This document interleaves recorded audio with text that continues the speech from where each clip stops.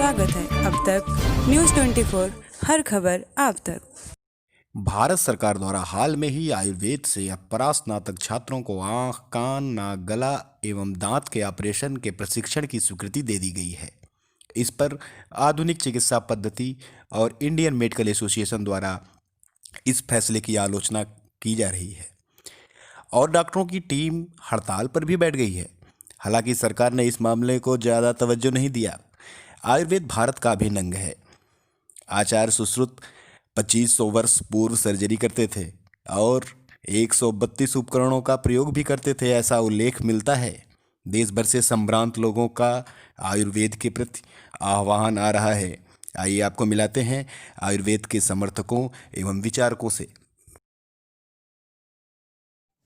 नमस्कार। आयुर्वेद एक ऐसा चिकित्सीय शास्त्र है जिसके पीछे वेद शब्द जुड़ा हुआ है, अर्थात इसकी उत्पत्ति हमारे वेदों से हुई है। बाकी सब प्रयत्न हैं, आयुर्वेद रत्न है। आयुर्वेद तन, मन और आत्मा के बीच संतुलन बनाकर स्वास्थ्य में सुधार करता है। आयुर्वेद में न केवल उपचार होता है बल्कि यह जीवन जीने का तरीका सिखाता है। इसलिए हम सभी को आयुर्वेद। कोरोना के समय पूरी दुनिया ने योग और आयुर्वेद की ताकत को देखा। आयुर्वेद के महत्व को समझते हुए स्वस्थ जीवन के लिए आयुर्वेदिक पारंपरिक चिकित्सा पद्धति अपनाएं। True medicine come from earth, not from A lab. जैसे कि हम सब जानते हैं कि हमारे जीवन में बहुत सारी व्याधियां आहार को विधिवत रूप से ग्रहण ना करने की वजह से होती हैं। आयुर्वेद एक ऐसा ज्ञान है जिसमें आहार विहार के नियमों का पूरे विस्तार पूर्वक वर्णन किया गया है। नमस्ते दोस्तों, आयुर्वेद भारतीय संस्कृति की पहचान है। ये 3000 साल पुरानी चिकित्सा पद्धति है। क्योंकि इसके कोई साइड इफेक्ट नहीं है, इसलिए ये चिकित्सा पद्धति मेरे पूरे घर में अपनाई जाती है। आप भी अपनाएं और स्वस्थ रहें। आयुर्वेद के दो मेन उद्देश्य हैं। स्वास्थ्य रक्षणम आतुरस्य विकार प्रशन्नम च। इसका अर्थ ये है कि स्वस्थ व्यक्तियों के स्वास्थ्य की रक्षा करना और जो रोगी हैं उनकी औषधियों द्वारा उपचार करना। सुश्रुत, महर्षि सुश्रुत को फादर ऑफ सर्जरी माना जाता है इंडिया में।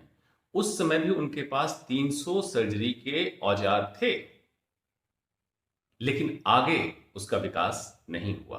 अफसोस लगता है कहके कि सुश्रुत जी की द्वारा दी गई राइनोप्लास्टी के बारे में उल्लेख विदेशी डॉक्टर, प्लास्टिक सर्जन जैसे मैकार्थी, मैग्रेगर, जो किताब जिनकी लिखी हुई है वो भी करते हैं, लेकिन भारत में लोग जीवन जीने की कला को यदि हमें समझना है तो हमें आयुर्वेद को स्वीकार करना पड़ेगा, क्योंकि आयुर्वेद स्वयं में जिसका अर्थ है जीवन जीने की कला का ज्ञान, अर्थात आयुर्वेद वह है जो हमें प्राण शक्ति प्रदान करता है। धन्यवाद।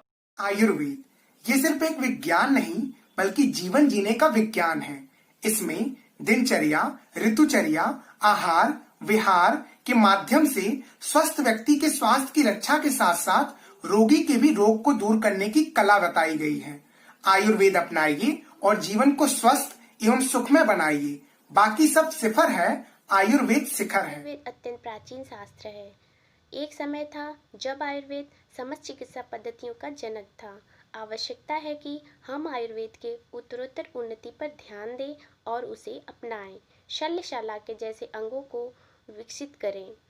आज के समय में होने वाले रोगों को जिनको कि पाश्चात्य चिकित्सा पद्धति द्वारा ठीक नहीं किया जा सकता है, वह आयुर्वेद द्वारा ठीक किया। आज की स्थिति में जिस तरह दिन पर दिन एंटीबायोटिक रेजिस्टेंस बढ़ता जा रहा है, यही वह समय है कि जब हमें आयुर्वेद की व्यापकता को स्वीकारना चाहिए। और यदि हम आयुर्वेद का सम्यक अनुसरण करते हैं तो बिना किसी साइड इफ़ेक्ट के रोगों का समूल नाश ये आयुर्वेद में ही संभव है। और ऐसा नहीं है कि आयुर्वेद सिर्फ वनस्पतियों या भस्मों तक ही सीमित है, ये इसी का विज्ञान है। स्वस्थ जीवन शैली कैसे जी जानी चाहिए, ऋतुचर्या, दिनचर्या, इन सब का वर्णन आयुर्वेद में ही है। आयुर्वेद एक जीवंत जीवनी विज्ञान है। इसमें न सिर्फ बीमारियों का इलाज किया जाता है बल्कि लोग बीमार न हो इसके लिए विशेष ध्यान दिया जाता है। आयुर्वेद अपनाइए, स्वस्थ एवं सुखी जीवन बिताइए। धन्यवाद। घर घर जिसके हुलसी तुलसी, आयु संपदा उसके हुलसी। भोजन शुद्ध मसाला देसी, रोज दूध संग पियो हल्दी। हल्का फुल्का योग व्यायाम, आयुर्वेद का ये विज्ञान हम नहीं कहते कह गए सारे योगी संत सुजान। आयुर्वेद एक ऐसी चिकित्सा पद्धति जो हिंदुस्तान की चिकित्सा पद्धति ही नहीं बल्कि हिंदुस्तान की संस्कृति है। जब पूरे विश्व में विज्ञान के नाम पर कुछ नहीं था, चिकित्सा के नाम पर कुछ नहीं था, उस समय हिंदुस्तान में अगर चिकित्सा पद्धति का जन्म होता है तो आयुर्वेद उसकी मुख्य भूमिका है। आयुर्वेद में आज से सैकड़ों हजारों वर्ष पूर्व जिस तरह से इलाज किया जाता था मरीजों का, उसी तरह आज भी आयुर्वेद देखिए कोरोना के इस वैश्विक महामारी में यदि कोई सबसे सटीक अभी तक पूरे देश को, पूरे समाज को, पूरे विश्व को बचा रही है कोई दवा, कोई पद्धति, तो वो आयुर्वेद है। और आयुर्वेद हमारे जीवन का एक महत्वपूर्ण अंग है। मैं आपसे निवेदन करता हूं कि आप भी अपने देश के गौरवशाली अतीत को बनाए रखने के लिए, अपने देश की संस्कृति को बचाए रखने के लिए आयुर्वेद पद्धति का उपयोग करें। बहुत बहुत धन्यवाद। Ayurveda is one of the most ancient sciences of medicine, which is still relevant today. Why? Because it is an evidence-based science, and it is the only science of medicine which is directly related to the need.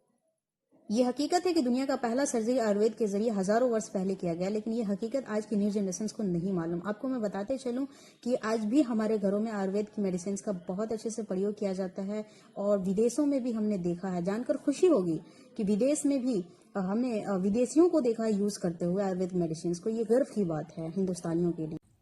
नमस्कार, मैं हूँ वैद्य आयुषी निगम और आजकल के ज़माने में जो आप देखने को चल रहे हैं, जितनी भी मूलभूत व्याधियाँ देखने को मिल रही है या जो भी डिजीज़ है लाइफस्टाइल डिसऑर्डर की वजह से, उसे देखते हुए और हम जो भारत प्रांत से बिलोंग करते हैं उसके अंदर हमें लगता है कि हमें अपनी स्वदेशी चिकित्साओं को ज़्यादा महत्व देना चाहिए और उसे एज ए विकल्प नहीं रखना चाहिए। उन्हें हमें प्राइमरी लाइन ऑफ ट्रीटमेंट के रूप में इस्तेमाल करना चाहिए। धन्यवाद। आयुर्वेद एक ऐसा विज्ञान है जो दो तरीकों से काम करता है। पहला, लोग रोगी न हो ऐसी भी व्यवस्था बनाई गई है। दूसरा, यदि दुर्भाग्यवश लोग रोगी हो जाते हैं, बीमार हो जाते हैं, उनकी संपूर्ण चिकित्सा सारे रोगों का समूल नाश करने का विज्ञान है। कुछ एक्यूट और इमरजेंसी समस्याओं के लिए हो सकता है आयुर्वेद उतना फ़ायदेमंद ना हो, लेकिन कुछ क्रोनिक और पुरानी समस्याएं होती हैं, जैसे जीआई ट्रैक्ट की होती हैं, रेस्पिरेटरी सिस्टम की होती हैं, उनकी पूरी तरह से जड़ से ख़त्म करने के लिए आयुर्वेद काफ़ी फ़ायदेमंद होता है और भारत में काफ़ी पुराने समय से इसका यूज होता रहा है। जैसे चरक संहिता है, सुश्रुत संहिता है, अथर्ववेद में कई डिसीज़ के पूरी तरह से क्योर करने के लिए उपाय लिखे गए हैं। और सुश्रुत संहिता में तो कई सर्जिकल प्रोसीजर लिखे हैं, इंस्ट्रूमेंट के बारे में दिया गया है और काफ़ी सर्जिकल प्रोसीजर उस समय हुआ करते थे। नमस्ते। आयुर्वेदा एक बहुत ही डीप रूटेड साइंस है। इसमें कुछ कंसेप्ट्स बहुत ही ज़्यादा डिफरेंट है। पहला तो ये है कि हमारे में जनरलाइज्ड अप्रोच को लेकर के चिकित्सा सिद्धांत ज़रूर बताए हैं, पर उसी के साथ साथ इंडिविजुअलाइज्ड अप्रोच भी बताया है। एंड सेकेंडली, मेंटल हेल्थ को बहुत ही ज़्यादा महत्व दिया गया है आयुर्वेदा में। नमस्ते। आयुषो वेदा। आयुर्वेद जीवन का विज्ञान है। भारतवर्ष में स्वास्थ्य रक्षण के लिए आयुर्वेद के सिद्धांतों को प्राचीन काल से ही अपनाया जा रहा है। बदलते हुए समय में लोगों को अनेक बीमारियां हो रही हैं। आज पूरे विश्व को आयुर्वेद के सिद्धांतों को अपनाना चाहिए। आयुर्वेद की सबसे बड़ी विशेषता यह है कि यह बीमारियों को जड़ से ख़त्म करता है। कुछ ऐसी बीमारियां हैं जिनका आयुर्वेद के अलावा और कहीं बेहतर विकल्प नहीं मिलता। जैसे अगर हम देखें कि स्किन की जो जितनी भी डिसीज़ेस हैं और जितने भी जॉइंट डिसऑर्डर्स हैं, गैस्ट्रोइंटेस्टाइनल ट्रैक्ट की जितनी भी बीमारियां हैं, उनमें आयुर्वेद एक बेहतर विकल्प है। और एनोरेक्टल बीमारियां जैसे हुई, जिसमें फिशर हुआ, फिस्टुला हुआ, पाइल्स हुआ, हेमोरॉइड्स इसको बोलते हैं, इसमें आयुर्वेद एक बेहतर विकल्प के रूप में उभर कर सामने आ रहा है। आयुर्वेद ये भारत के लिए एक प्राचीन साइंस है और वो भारतीय प्राचीन साइंस में क्या खाना चाहिए, क्या नहीं खाना चाहिए, व्याधि कैसा उत्पन्न होता है और व्याधि शमन के लिए क्या करना चाहिए, ऐसा इस सब बातों का ऊहपोह जो शास्त्र में किया है वो मानव के शारीरिक और मानसिक प्रगति के लिए कटिबद्ध है। ऐसा एक जबरदस्त साइंस है, वो साइंस है हमारा इंडिया का, उसको हम आयुर्वेद बोलते हैं। आयुर्वेद को हम श्रेष्ठतम एवं संपूर्ण चिकित्सा मानते हैं, क्योंकि द्विविध चिकित्सा के साथ साथ आहार विहार व्यायाम योग दर्शन सद्वृत्त स्वस्थवृत्त एवं आध्यात्म के माध्यम से हम दीर्घायु बनने का मार्ग प्रशस्त